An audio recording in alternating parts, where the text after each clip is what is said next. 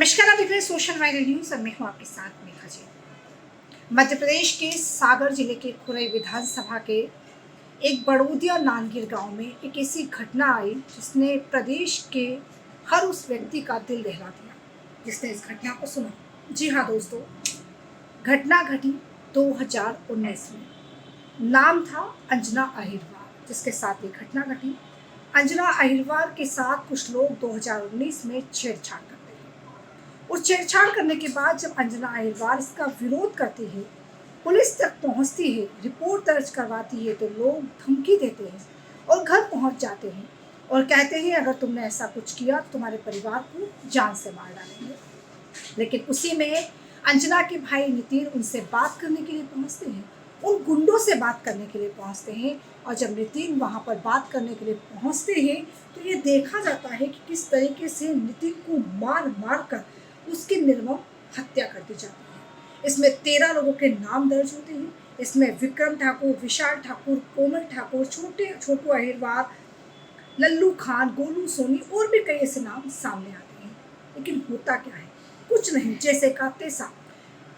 उसके बाद 26 मई 2024 को एक बार फिर वही हत्याकांड दोहराया जाता है। उसमें उस नितिन की मां को निर्वस्त्र करके पूरे गांव में घुमाया जाता है, मारपीट की जाती है। उसके बाद पिछले मंगलवार को हमने देखा कि किस तरीके से राजेंद्र अहिरवार यानी अंजना के जो चाचा थे उनके साथ भी उसी तरीके की घटना की गई, यानी कि उनकी हत्या कर दी गई। पीट पीट कर उनको हत्या कर दी गई। इतना मारा गया कि व्यक्ति मौत के घाट उतर गया। जब अंजना अहिरवार उनको एम्बुलेंस से लेकर लौट रही थी तो पता नहीं ऐसा क्या हुआ कि अंजना ने एम्बुलेंस से कूदने की कोशिश की। लेकिन पीड़ित परिवार ये बताता है कि अंजना लगातार एम्बुलेंस वाले से ये बात कह रही थी कि आप एम्बुलेंस को रोक दीजिए, और नहीं रोकने के बाद वो अंजना वहां से कूद जाती है। कूदने के दौरान अंजना की मौत हो जाती है। बड़ा अजीब मामला है दोस्तों। एम्बुलेंस से अंजना कूदती है और मौत के घाट पर जाती है। संदेहास्पद स्थिति में उसकी मौत हो जाती है। यानी 2019 से 2024 तक 3 लोगों की एक परिवार से मौत हो जाती है। लेकिन इन गुंडे और दरिंदों को जमानत भी मिल जाती है। कुछ लोगों को उसमें जमानत मिल चुकी है। एक बार मामला फिर तूल पकड़ता जा रहा है। मुख्यमंत्री मोहन यादव भी पीड़ित परिवार के घर पहुंचे हैं। दिग्विजय सिंह भी पीड़ित परिवार के घर पहुंचे हैं।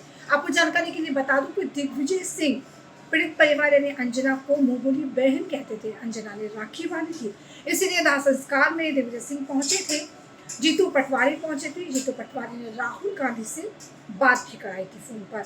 और कांग्रेस ने ये कहा है कि पीड़ित परिवार सीबीआई की मांग कर रहा है और भारतीय जनता पार्टी के नेताओं को सीबीआई मांग पूरी करनी चाहिए।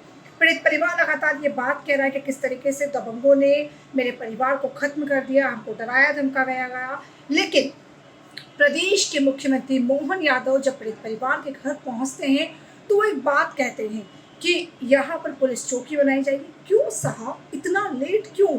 2019 के मामले को 2024 पे पहुंचा दिया, परिवार के 3 लोगों की मौत हो जाती है, अब आप पुलिस चौकी की बात करते हैं। अब आप बात करते हैं 8,25,000 रुपए की आर्थिक राशि देने की।